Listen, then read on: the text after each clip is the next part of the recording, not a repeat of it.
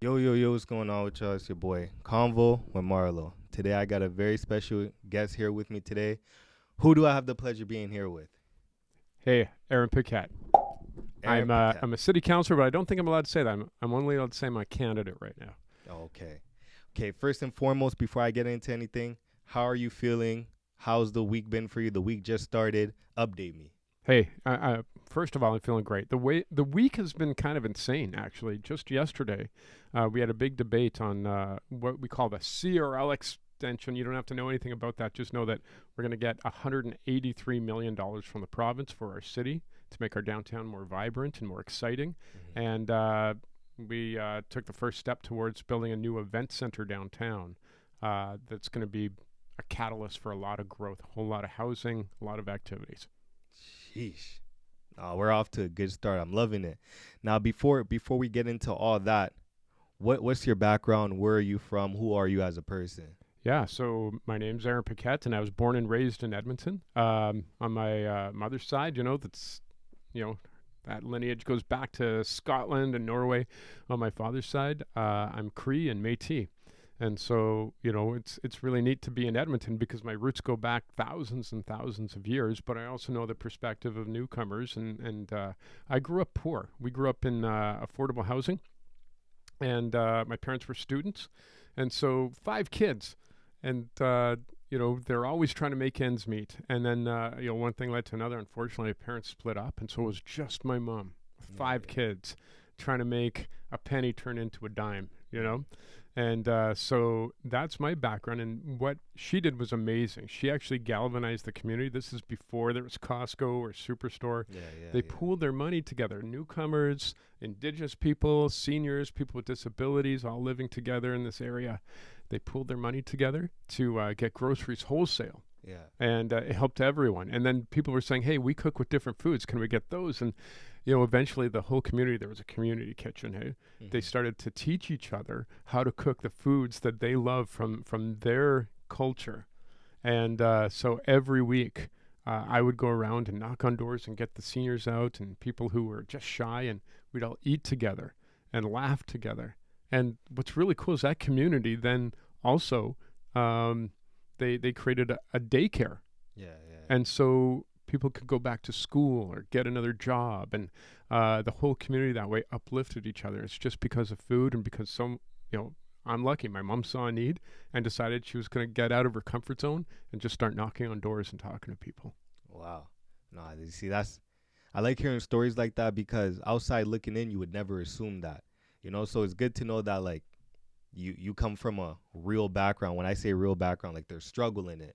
So that's nice to hear. With the last name like Paquette, I always thought it was French. You hit me as a Yeah, that's the Métis.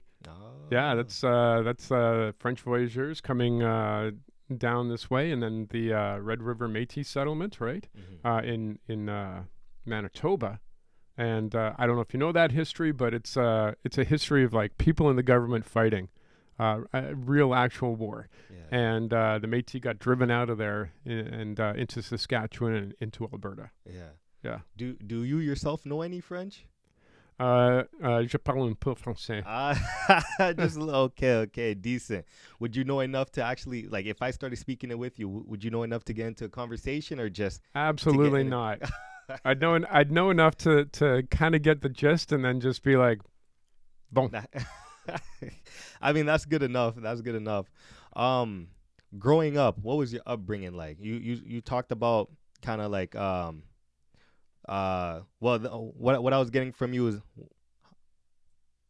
what age was that at roughly? I was like about 4 or 5 years old. Oh, okay. Yeah. Now growing up, let's talk about elementary, junior high, high school, Sure. Yeah, you university. got it. What was all that like for you? It was pretty cool. I went to elementary school in Mill Woods, and Mill Woods. yeah, Okay, yeah. okay. So that was like sort of the center at the time of immigration, and so I had lots of friends who had cool food and cool ways of doing things, and I learned lots of different swear words, and Can you say any of them? not on air.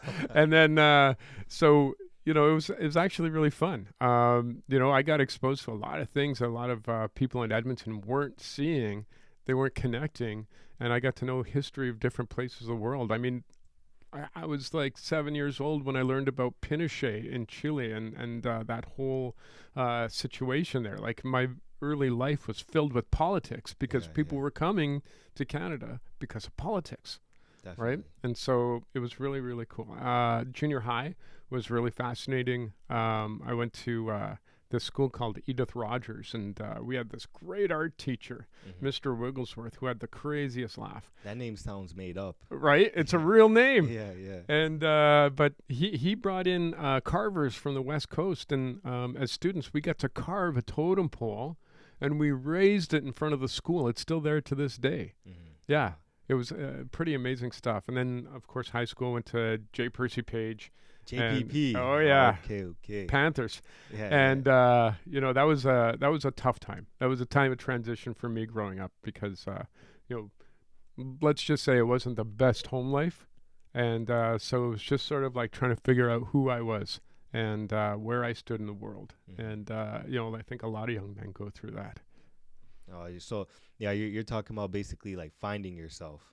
Yeah, yeah, finding yourself and also understanding that, and not understanding at the time. Not knowing this. It took years to understand that there was like generational trauma, generational chains that had to be broken. Hmm. And you know took a long time, took probably like 10, 15 years for me to really clue into that and finally make that change. But yeah, we're all a product of our upbringing, and we're all a product of our parents' upbringing and so on. Hmm. And if you know the Indigenous history in Canada, you know that there's probably a lot of stuff that people have to go through in order to develop a healthy life. And so my goal was with my kids, I just wanted them to not have to worry about any of that. I'm sure some of it spills out even if I don't want it to. Maybe I have a bad day and I'm not as patient as I want to be. Yeah. But we want them to grow up just surrounded by love and safety and security and being bold and knowing that they can walk into the world. Yeah, yeah. Oh, Yeah. perfect. Now, leading up to city council or before all that, Yeah. what jobs did you have? Like Oh. after high school, university? Oh man, I had so many You had a jobs. whole bunch. My first job was just being a paper boy. Oh, wow. People may not know what that is anymore. Yeah, Hey. yeah, I haven't heard that in a while. Yeah, yeah. So every morning at 5 a.m., I'd go and get my stack of papers, put them in a big sack, and I'd go and deliver the papers. And Are then, you on a bike? no, just walking. You're walking. Just walking. Oh, yeah, yeah, Yeah, and then you have to go every couple weeks and do your collections, and sometimes people don't want to pay, or they don't have the money, or it's a senior, and so you're just like, okay, how much of my own profit can I use to, offset the senior's costs? Because I know they got nothing, right? So, but they need the news, they need that connection. So it was an interesting job because not only are you, your own boss and running your own business, so to speak, but because you got to buy the papers from the newspaper company, right? Yeah, yeah. But I also learned about the community, about the struggles people go through. Just even going to collect like $2 every 2 weeks, and how tough that was for people. Yeah, yeah. Yeah. You see, I didn't know you had to pay for the papers. I thought it was the company that gave it to you. They pay you, and I guess I didn't really think too much on it. But Yeah, I didn't know it basically. was the people that you're giving it to that have to pay for it. That was the model back then. I'd get the papers for a discount, and then, of course, I do the subscriptions, and I do the delivery, and I do the collections. And the money goes back to the company. Yeah, yeah. Yeah. So at what point did you start kind of diving into politics? I say that I was born into politics. Being Indigenous, there's something called the Indian Act in Canada. And the Indian Act, it's been modified over the years, over the decades, but it controlled how Indigenous people could live and who they could be, how they were identified and recognized by the federal government. Mm-hmm. And, for example, my grandmother didn't have the right to vote, Wow. right? It took a long time before she could vote. Mm-hmm. And so Indigenous people couldn't hire a lawyer back then. They could practice their culture. That's what legitimized residential schools. So, I was born into that world. I was born into the impacts of that world. And so I was born political. Wow. Do you have, I know you said a few times that you're born into it, but when getting into the whole city council thing, at what age roughly was that at? Yeah. So, I'd always sort of kept a pulse on things. But once I got a little bit older, more established in my career, and my family was okay, financially, then we started to think about like, okay, how do we start giving back? And one of the ways that we thought about was public service. It was always been in the back of my mind. And, um, you know, here we are today. Like I just kind of made the leap, and it's hard because if you don't have the connections, you don't have the money, you don't have all this stuff, it's a really tough proposition to run a successful campaign. But we found that community, and we found communities of communities, and that's how we did it. The first run was like just so many different hands coming in from so many different places, and you can't help but feel like really humbled by that. Yeah. Right? Like you have all these people lifting you up because they hope that you do something that helps their dreams. Yeah. Right? Okay. What if because I've had a few people in the same position on, and the one question I love to ask is, because I notice I always get different answers here and there, but as a city council, what is your job? So if I had an issue, let's say there was a crazy pothole somewhere in the neighborhood, or there was a red light that didn't work, is it you that's someone? Yeah, I go out and fix it. No. But do you send out people, or do you help? Like, what is your job specifically? Yeah, that's a good question. A lot of people do ask that question, or they don't know. And so basically, if you look at it as like a corporation, the city council is the board of directors, and then the city workers and city management, they're like the corporation that gets things done, right? The board of directors, though, that's chosen by the people. So every single councillor and the mayor needs to represent the voice of the people, and that's what it is. It's your voice at that table. Yeah. And so if councillors aren't talking to people and if they're not listening, then they're not really bringing your voice to the table. That's my job, right? And that's what I need to do. And so council basically gives the administration the high-level strategy and approach of what we want to see from a city. And, of course, that's from the people's voice, what they want to see. And then administration goes out and does the job. Council only has 2 employees. That's it. Yeah. The city manager and the city auditor. The city auditor is the person who goes in and makes sure all the money's being spent right. They examine complaints, the whistleblowers, like, oh, was there something not efficient, or was there some corruption? They go and dig it out. The city manager, his job is to oversee the entire organization. So we only have the city manager. Anyone else under him, we can't direct, and we can't tell them anything. And even individually, we can't tell the city manager what to do. It's got to be a council vote. So that's how it works. So if you got a pothole or you've got a red light, we will inform the people in administration. And now that they know it, it goes into their work log, and then they go and do it. What I can't do as a councillor is say, hey, I don't like this, go change it. That's an abuse of power. So the people has to come to you and let the trouble be, whatever the issue is, be known, and then you go about it accordingly. Yeah. Oh, yeah. okay. Or they can just use 311. It's an app or a phone, and it goes right in, and it also gets added to the workload. Yeah.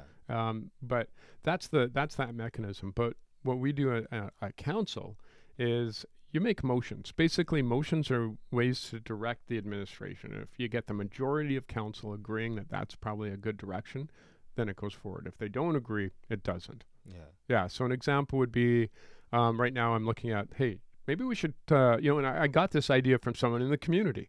Maybe we should keep rec centers open a little later so that youth have something to do at night. Because now they're walking around or they're in a parking lot. They're not causing you trouble, but other people are like, hey, what are those kids doing? And then, trouble can happen. So what if they could play sports? What if they could form community? Just keep rec centers, a few of them open a little later so they've got somewhere to go. Yeah. We'll see if council agrees with that or not. Actually is a good idea. When you say a little later, how late is late? Like maybe 11 p.m. 11 p.m. Yeah. Yeah, I could see that.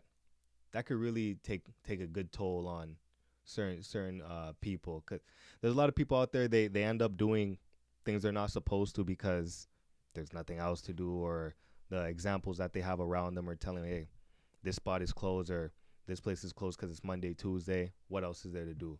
So obviously, depending on who you have around you, you're gonna start coming up with bad ideas, and who knows what's to follow after that. Yeah, exactly. So give the kids something to do. Like make them Definitely. part of the community. Love them. Definitely. You know. Now, with a person in your position, you can't please everybody. We all know that. No matter what it is that you do, you can't please everyone. Now, when people see you in public and they tell you exactly how they feel about something, whether it's they're standing with you or against you, how do you go about it? You know, it's funny you mention that, because if they're emailing or it's on social media, it can get pretty pretty out of pocket. Oh, for sure. You For know, sure. but in person, people tend to be pretty, kind with each other. And 'Cause even if online, they're you're even hiding if your they're face. angry, they yeah, face to face. And that's the danger of the text form or video form or whatever of communication, where you're not with someone, Mm-hmm. is that you kind of forget that you're talking to another human being. Yeah, But yeah. when you're in person, people are reasonable, and they want to talk and they want to understand. So when someone's really mad and it's coming through in the emails, I'll just go and see them. Like, let's just go talk. And so we'll walk and we'll talk. We'll look at what they're frustrated about or No talk way. about Do you it. actually tell them, hey, I'm free this date. I'd like to talk to you about whatever your issue is. Yeah. Oh. And then I figure out what they're feeling, Mhm. and where the concern is coming from, right? And sometimes the concern is really what it is that they said, but sometimes the concern was something else. Yeah. And then when we get to the root of that, then we can do something about it. And it doesn't mean that everyone gets away with, walks away with what they wanted, but they walk away either understanding the issue, or we can make some adjustments, because sometimes people have like really, really great ideas and we really should use them. And so we try to do that too. Definitely. Wow. Yeah. Um, with everything that's going on right now, you're running for mayor. No, I'm just running for council. Council. Oh, Yeah, sorry, yeah, yeah, running for yeah. council. I have my notes here. I'm looking at somebody else. Running for council. What are some of the what are you expecting? What are your expectations About what? of running for like, do you expect things to go your way? Do you expect Oh, I see. yeah. Yeah. No, you know what? I think that the best thing that any candidate could do is just always feel like you're 10 points behind, that you're Mm. behind in the race. You got to always push yourself further. Just like a real race. If you feel comfortable in your real race, even if you're in the lead, you can lose that lead pretty quick. You got to go like the dogs are after you. You know what I mean? Like, you Yeah. just got to like put everything you got into it to cross that finish line. Oh wow. You see this? I feel like with these type of positions, only like handpicked people can do it. Cause me, I'm too emotional for things like this. Like earlier when I was talking to you about people coming up to you and telling you how they feel about this and that.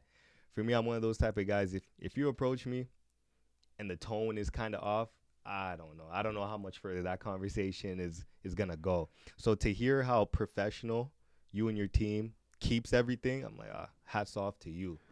Well, I'll tell you what, it's just about, I'm a little older than you, so time does its thing. Yeah. But it's never about you personally, right? It's about how that person's feeling and where they're coming from. They don't know where to put that emotion. And so if you realize that, then it's pretty easy to not get offended or get upset or get riled up, because you're like, you know what? This is their reality, and they're inviting me in, and I get to be able to walk with them on this. So I get to talk with them on this and understand them. Mhm. And from that perspective, it's really easy to stay calm, and really easy to be compassionate, because people are always going through stuff. For sure. Yeah. For sure. For sure. Now, how does the family feel about this? Yeah, the family is supportive. If I were to run for mayor, they would not be supportive. But Oh, why it's is it's that? not. It's just because right now I got still some younger kids at home, Mhm. and they just need dad around. And being away from home is something that the counselor already does, so you don't get a lot of family time as much as you'd like. Being mayor, that's even way less. So just because concerns for my family, for my kids, I'm not making that jump. No. Yeah. At least for now, do you plan on changing it anytime soon? Maybe in the far future. You never know what the future holds at all. But I'll tell you from a councillor seat, we've got something called the weak mayor system in Canada. In the U.S., it's different, but here it means that the mayor has one vote, and they've got to get the majority of council to support them on anything that they want to do. And if they're not good at that, they're not going to get their vote. If they don't have good ideas, they're not going to get their vote. So a councillor, though, can do the same thing. If they can get the majority of councillors on side, then their idea will go forward. So you can have almost as much power as a mayor as a city councillor in Edmonton. Yeah. Yeah. Wow, that's man. I'm learning a lot hearing from you. With as of right now, we have a week, or I think, what is it, like maybe less than a week left for the month of August. Yeah. What's to come for you? Because this month or year is flying by. Yeah, it's going by quick. Quick. What else do you have to come? What do you have going on? Well, we've got another 4 weeks of city council meetings and decisions that have to be made, and then third week of September. That's it. Council's broken for the election. We got 1 month for campaigning, and then we'll see what the future holds. Yeah. Is there ever? I assume there's times where all of you are all in a room talking about debating, like all the guys that are running for the position that you're going for. Is there ever a point where one side is heckling the other, like the back and forth head bashing? Right. Yeah, you hope that doesn't happen, but once in a while there's some barbs, that go either way. There's emotions, just like every other human being. Councillors will have emotions, and sometimes the issues are so big that people get wrapped up into it. You just really want to believe that your idea is the best idea, that kind of thing. And so there is some butting of heads. And but I'll tell you what, like for the most part, and not always, but for the most part, after that meeting's over and everyone's cooled down, you'll see them having a coffee together, having a chat, just trying to find that common ground again. Because it's so important that a council works together in a healthy way. We may not agree, but we can disagree without being disagreeable, right? So it's never taken personally. Because sometimes the things I see on TV, you would think these guys are going to meet each other in the parking lot right after. Right? Yeah, knives out. But it never, from what you've seen or what you've been through, it's never gone to a point where guys are like, I'm in the parking lot in a few minutes. Not that I've seen, but I have heard in the past there's been some fist fights between some councillors. Yeah. But that was in the distant past. Yeah, that was back in the days. Back in the day. No cameras, no nothing. That's your word against mine. Yep. You see, I find things like that interesting because when you hear about politics, you think of guys in $1,000 suits, keeping everything professional. You don't ever think of overhand swings or anything of that nature. So to hear that or see that on TV, like, whoa, maybe this isn't as good as I thought it could be. Yeah, it's like when you see a golf fight and you're like, what? You're golfing. Like, yeah, what in golfing could possibly get you that upset? That's right. Now, when you're not at work, who are you, like, off the clock? Off the clock, I'm a dad and I'm a partner to my wife, and we're just trying to do good, raising our kids, and hopefully, they just grow up to be the young men that we can be proud of, that they can be proud of. Yeah. Right. That's my primary focus off the clock. But there is no real off the clock. I have to carve that out because as a city councillor, you're always working. Either you're at a community event, or you're out with a constituent that evening, or you've got reports to read, or you see and identify a serious need in the community. So you're going to talk to people, and then you're doing research, and then you're writing, and then you're like kind of like developing ideas, and that can eat up a lot of time. I frequently go to sleep at around 2 or 3 in the morning because there's just more work to be done than there is hours in the day. Yeah. That's crazy. So what in your 24-hour clock, what does your day usually consist of? Yeah, so, up around 6 or 7, like most people. And then, just sort of getting ready, reading the news, keeping up to date, checking out reports, getting the kids ready. And then, usually off to City Hall. Yeah. And then you do that for a while, and in between you've got different meetings with people who want to meet with you, and then you have your debates, you have everything you need to do to make sure the government is working. And then in the evening, it's either a community event, or it's the reading of reports, or it's doing your research. Mm-hmm. Yeah. Is there any point in time where has there been any situations that you're about to be a part of where you're just kind of nervous? Like, let's say you're about to do an interview, maybe this one, CTV, whatever the case may be. Like, oh man, my palms are getting kind of sweaty. I hope I don't overshare. Right. Actually, the biggest nerves are when we've got maybe a big idea, and it's going in front of council, and you just don't know which way it's going to land. And because you've been working on it, you know how vital it would be, and you're just not sure if you did the job to get that across to everyone else. Yeah. Or you're worried that, hey, it's politics. There might be politics going on, right? That's the biggest worry, because you know that this is going to help the people, and you just want that to happen. You just want the people to have a better life every single day, right? That's where the nerves come from. Oh, for sure. Yeah. Because, I'm thinking about this type of stuff, and I'm just like, man, like, I feel like I'd be nervous every single day.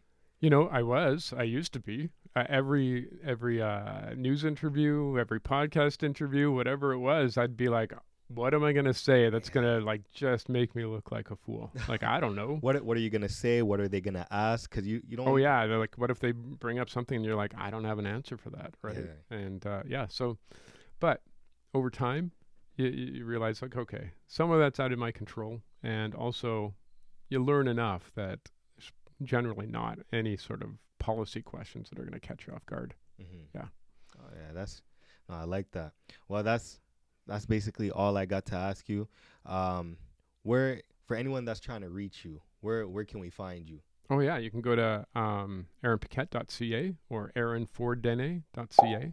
And you can find our website there. It'll sort of tell you a little bit about my background and about the things that I think are important that I think are going to be good for the city. Or just Google my name. You'll find a bunch of stuff. Can you spell it out for us? Yeah. Well, Aaron is Aaron. Everyone knows that one. Of course. And then Paquette. Perfect. Yeah. I'm definitely going to have that somewhere above here. But I really appreciate you coming on. This means a lot to me. And I was hoping maybe in the next few weeks, or we'll come up with a day if I can have you back on. Oh, and then we'll talk about anything or whatever's been going on from the last time I have you on to whatever date I have you on again. Anytime you want. I think it's just phenomenal what you're doing. I appreciate it. Yeah. So I've been watching it. Yes. Really cool interviews, man. You're bringing the voice to the people. I love it. Of course. What I'm really trying to do is, because I also travel out the country for this, I like bringing an Edmonton Oilers shirt to whoever I interview out the country, just to let them know about the city, and who knows, maybe get them to come and see the city. Even though a lot of people, when you talk to them about Canada, all they know is Toronto and Vancouver. So I'm trying to throw Alberta or Edmonton into the mix. Oh, hey, you just watch. Over the next few years, Edmonton, that's going to be a name on everyone's lips. Oh, it better be. That's what I'm hoping for.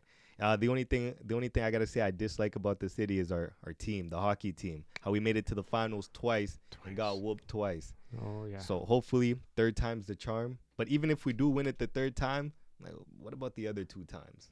But hey, I'm just talking at this point. Story of a sports fan's life, man. I was lucky because I grew up in the glory days. Oh, you grew up in the days we Cup actually after won? cup after cup after. Oh, the yeah. actual city of champions? Oh, yeah. 5 rings. Oh, my goodness. A man like me can only dream. But no, again, I appreciate you coming on. Hopefully have you on again. It's your boy Convo with Marlo. And Aaron Paquette. And I'm out.